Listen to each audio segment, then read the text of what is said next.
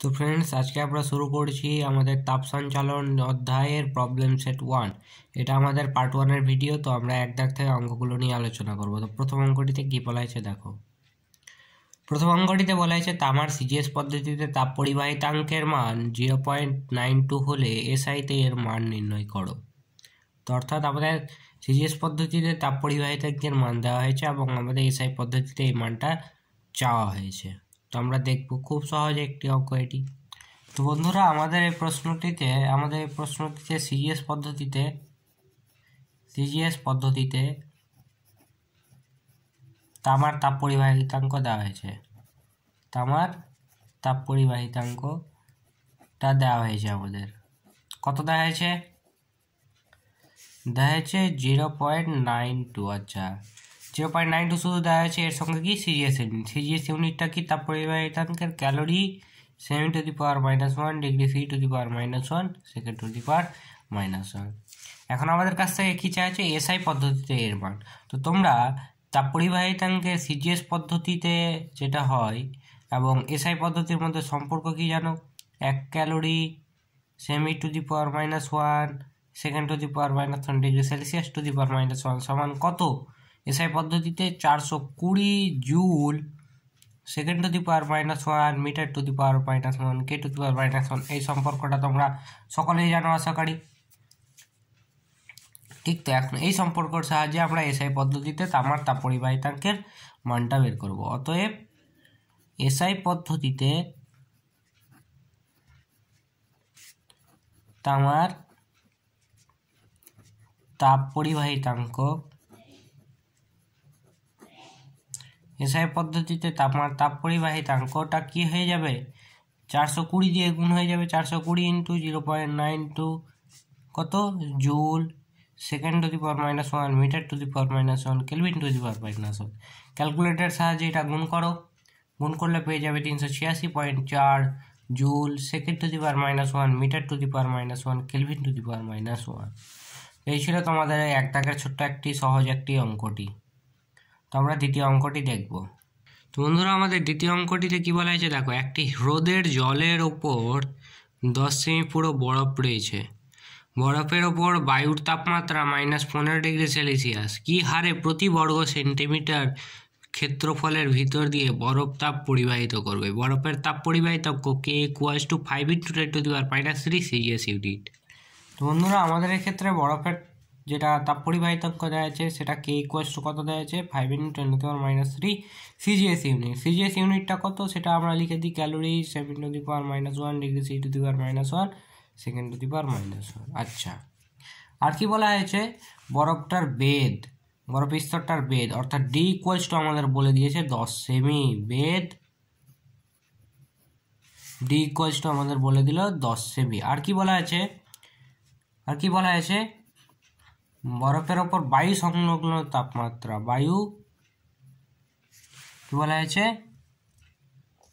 বায়ুর তাপমাত্রা। বরফের ওপর কি বলা হয়েছে? বায়ুর তাপমাত্রাটা আমাদের বলে দেওয়া হয়েছে -15 ডিগ্রি সেলসিয়াস। আচ্ছা, বায়ুর তাপমাত্রা এটাকে আমরা θ1 দিয়ে বলছি। আচ্ছা, তবে আমাদের দেখো এটা বরফের স্তর ধরে নাও। তো এর নিচের ভাগ একটা থাকবে এবং উপরের ভাগ একটা থাকবে। এটা ওর উপরের ভাগ, এটা নিচের ভাগ। তো দেখো, এটা জল আছে, নিচে জল আছে। তো জলের নিচের অংশটাতে কি, নিচের তলদেশটাতে উষ্ণতাটা কত হবে? অর্থাৎ আমি বলতে চাইছি যে বরফের নিচের অংশের উষ্ণতা θ2 = কত হবে? 0 ডিগ্রি সেলসিয়াস হবে। ঠিক নিচের অংশটা উষ্ণতাটা 0 ডিগ্রি সেলসিয়াস। ঠিক নিচের অংশে, কিন্তু বরফের ভিতরকার জলেরটা না, একদম ঠিক বরফের তলদেশের নিচের অংশটা উষ্ণতা 0 ডিগ্রি সেলসিয়াস। এটাই তো। আচ্ছা, অর্থাৎ ক্ষেত্রফলও আমাদের বলে দেওয়া হয়েছে কিসে? আমাদের প্রতি বর্গ সেন্টিমিটারে বের করতে হবে, অর্থাৎ 1 সেমি স্কোয়ারে বের করতে হবে। তবে আমরা অতএব পরিবাহিত তাপের ফর্মুলা কি জানি? পরিবাহিত তাপ Q = Ka θ2 - θ1/T ডি, এটা ফর্মুলা জানি, এই যে এখানে টি মিস করে দিয়েছি, কে θ2 - θ1 ইন্টু টি বাই ডি, এটাই তো। আচ্ছা, এখানে দেখো আমাদের কি চাইছে, তাপ পরিবহনের হার, এটা চাইছে তো কি হারে প্রতি বর্গ সেন্টিমিটারে কি হচ্ছে তাপ পরিবাহিত করবে, অর্থাৎ আমাদের কিউ বাই টি এর মানটা চাওয়া হয়েছে কি, কে এ θ2 - θ1 বাই ডি। আচ্ছা, প্রদত্ত মানগুলো এখানে বসিয়ে দেবো আমরা। কে এর মান কত, 5 × 10⁻³ ইন্টু এ এর মান কত 1, θ2 অর্থাৎ 0 - -15, এটা বাই ডি, ডি অর্থাৎ 10। এটা ক্যালকুলেটরের সাহায্যে ক্যালকুলেশন করো, এটা ক্যালকুলেটরের সাহায্যে ক্যালকুলেশন করলে পেয়ে যাবে তোমরা 0.0075 ক্যালোরি পার সেকেন্ড, অর্থাৎ তোমরা পরিবাহিত তাপের হারটা কত পেয়ে যাবে, 0.05 ক্যালোরি পার সেকেন্ড। তো আমরা পরের অঙ্কটি দেখব। পরের 3 দাগের অঙ্কটিতে কী বলা হয়েছে দেখো, একই উপাদানের দুটি গোলকের ব্যাসার্ধ 1 মিটার ও 4 মিটার এবং তাদের উষ্ণতা যথাক্রমে 4000 কেলভিন ও 2000 কেলভিন। দেখাও যে তাদের থেকে প্রতি সেকেন্ডে যে শক্তি বিকিরণ হয় তার মান একই। তো এই অঙ্কটি বন্ধুরা তোমাদের বইয়ে করে দেওয়া হয়েছে, আমি সেখানে তোমাদের শুধু একটু বুঝিয়ে দিচ্ছি, তোমরা সেখান থেকে করে নিবে। তো তোমাদের এই ছায়া প্রকাশনীর বইটাতে যেটা হটস প্রশ্নোত্তর আছে, সেই হটস প্রশ্ন উত্তরে এটা 16 দাগের প্রশ্ন, 16 দাগে কত পেজ আছে, 715 পেজ। নতুন বইয়ের ক্ষেত্রে এই 2020 সালের বই আছে এটা, এই বইয়ের 715 পেজে তোমাদের এই 16 দাগের অঙ্কটিতে করে দেওয়া হয়েছে। দেখো কি বলা হয়েছে, দেখো তোমরা সকলেই জানো বিকিরণের হার, পৃষ্ঠতলের ক্ষেত্রফল, পরম উষ্ণতার মধ্যে সম্পর্কটা কি জানো, E = AT⁴ এটাই তো। এখন দুটো গোলকের কথা বলা হয়েছে, দুটো গোলকের ব্যাসার্ধ বলে দিয়ে তাপমাত্রাও বলে দিয়েছে। ব্যাসার্ধ থেকে আমরা এ অর্থাৎ পৃষ্ঠতলের ক্ষেত্রফলটা বের করতে পেরে নিব, এবং তাপমাত্রাও বলে দেওয়া হয়েছে আমাদের 4000 2000কে। তো অর্থাৎ আমাদের কি হচ্ছে, বিকিরণের হার উভয়ের বের করতে পেরে নিব। এখন ওই বিকিরণের হার উভয়ের বিকিরণের হারকে আমরা ভাগ করতে গেলে দেখো ভাগফলটা আমাদের ক্যালকুলেশন করে 1 আসছে, অর্থাৎ আমরা কি পেয়ে যাচ্ছি, E1 = E2 পেয়ে যাচ্ছি, অর্থাৎ তাদের বিকিরণের হারটা আমরা সমান পেয়ে যাচ্ছি। তো এই একটা তোমাদের সহজ একটা অঙ্ক দিয়েছিল এরা। আমরা পরের অঙ্কটি দেখব।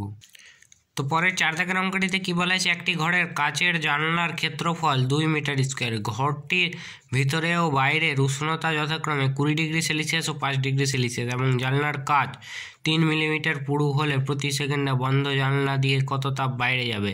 কাচের তাপ পরিবাহিতাঙ্ক 0.0012 সিজিএস ইউনিট। বন্ধুরা, এই অঙ্কটির ক্ষেত্রে আমাদের কি কাচের তাপ পরিবাহিতাঙ্কটা দেওয়া আছে, কাচের তাপ পরিবাহিতাঙ্কটা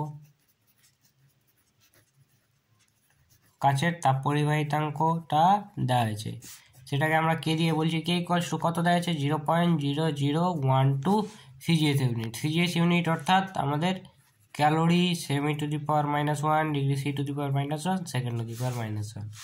আর কি বলা হয়েছে, জানলার ক্ষেত্রফল, কাচের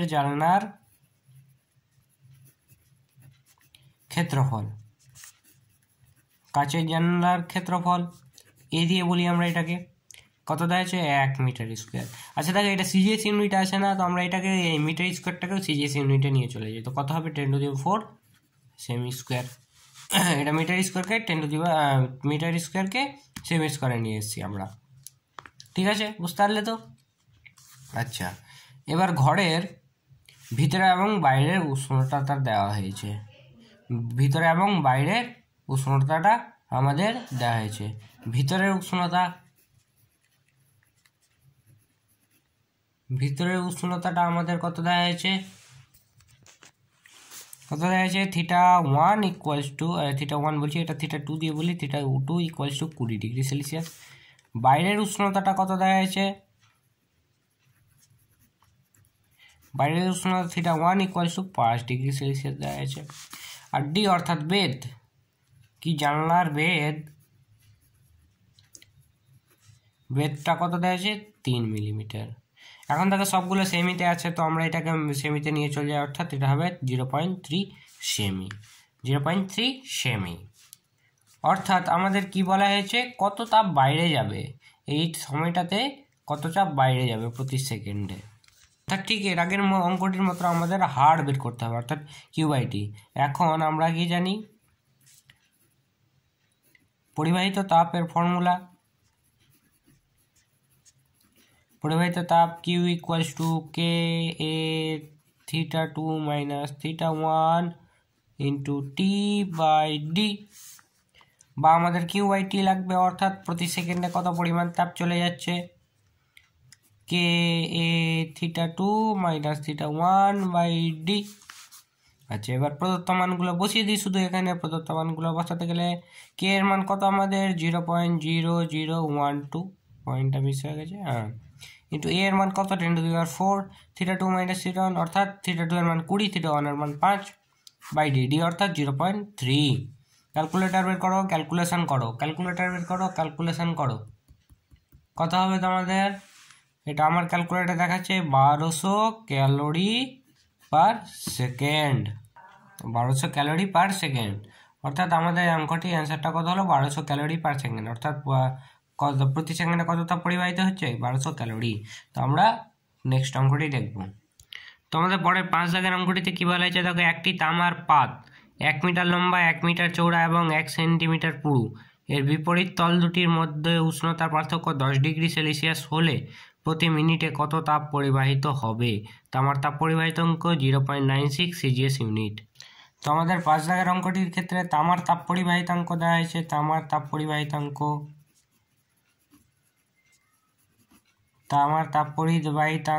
কে ইকুয়াল টু কত দেওয়া হয়েছে 0.96 সিজিএস ইউনিট, অর্থাৎ কি calorie cm to the power -1 degree C to the power -1 second to the power -1, এটা দেওয়া হয়েছে আমাদের তামার তাপ পরিবাহিতাঙ্ক। আর কি বলা হয়েছে, আচ্ছা, তামার দৈর্ঘ্য, পাতের দৈর্ঘ্যটা আমাদের কত দেওয়া হয়েছে, দৈর্ঘ্য দেওয়া হয়েছে 1 মিটার, এবং কি দেওয়া আছে চওড়া অর্থাৎ প্রস্থ আমাদের দেওয়া হয়েছে 1 মিটার। অতএব আমরা ক্ষেত্রফলটা এর কত পেয়ে যাব, ক্ষেত্রফল ইকুয়ালস টু 1 × 1 মিটার স্কোয়ার বা 1 মিটার স্কোয়ার। আচ্ছা, এখানে সেমিতে আছে অর্থাৎ সিজিএস পদ্ধতিতে আছে, আমরা এটাকেও সিজিএস পদ্ধতিতে নিয়ে যেতে গেলে কত হয় 10⁴ সেমি স্কোয়ার, হ্যাঁ ঠিক আছে 10⁴ সেমি স্কোয়ার, অর্থাৎ আমাদের ক্ষেত্রফলটাকে দেওয়া হলো 10⁴ সেমি স্কোয়ার। ঠিক আছে, আর কি দেওয়া আছে আমাদের কতটা পুরু, অর্থাৎ কি তামার পাতের বেদ ডি ইকুয়ালস আমাদের দেওয়া আছে 1 সেন্টিমিটার পুরু, 1 সেন্টিমিটার পুরু বেদের কথা বলা আছে। আর কি বলা আছে, বিপরীত তল দুটির মধ্যে উষ্ণতার পার্থক্য দেওয়া আছে, মধ্যে উষ্ণতার পার্থক্য আমাদের কত দেওয়া আছে 10 ডিগ্রি সেলসিয়াস, উষ্ণতার পার্থক্যটা আমাদের কত দেওয়া আছে 10 ডিগ্রি সেলসিয়াস, এবং তাপ পরিবহনের সময় আমাদের বলে দেওয়া আছে, তাপ পরিবহনের সময়কাল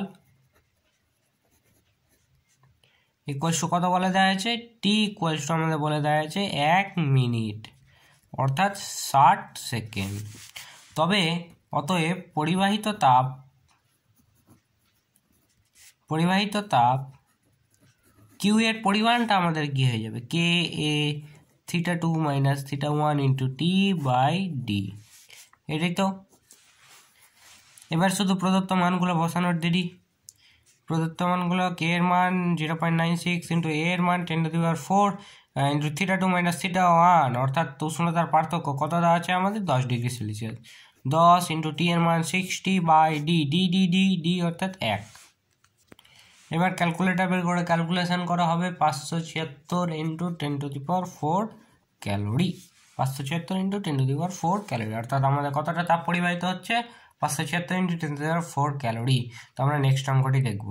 তো পরের 6 দাগের অঙ্কটিতে কি বলা হয়েছে দেখো, 1 মিটার স্কোয়ার ক্ষেত্রফল 0.5 সেমি বেদ বিশিষ্ট একটি ধাতব পাত্র বরফ দ্বারা ভর্তি করে 100 ডিগ্রি সেলসিয়াস উষ্ণতার জলে ডোবানো হলো, 36 সেকেন্ডে কত বরফ গলবে? পাত্রের উপাদানের তাপ পরিবাহিতাঙ্ক 0.02 সিজিএস ইউনিট, বরফ গলনের লীন তাপ 80 ক্যালোরি পার গ্রাম। তো বন্ধুরা, এই প্রশ্নটিতে আমাদের দেখো ধাতব পাত্রটির তাপ পরিবাহিতাঙ্ক দেওয়া হয়েছে, তাপ পরিবাহিতাঙ্ক কে ইকুয়ালস টু দেওয়া আছে 0.02 সিজিএস ইউনিট, অর্থাৎ calorie cm to the power -1 degree C to the power -1 second to the power -1, এটা দেওয়া আছে। আর কি দেওয়া হয়েছে ধাতব পাতের ক্ষেত্রফল, ধাতব পাতের ক্ষেত্রফল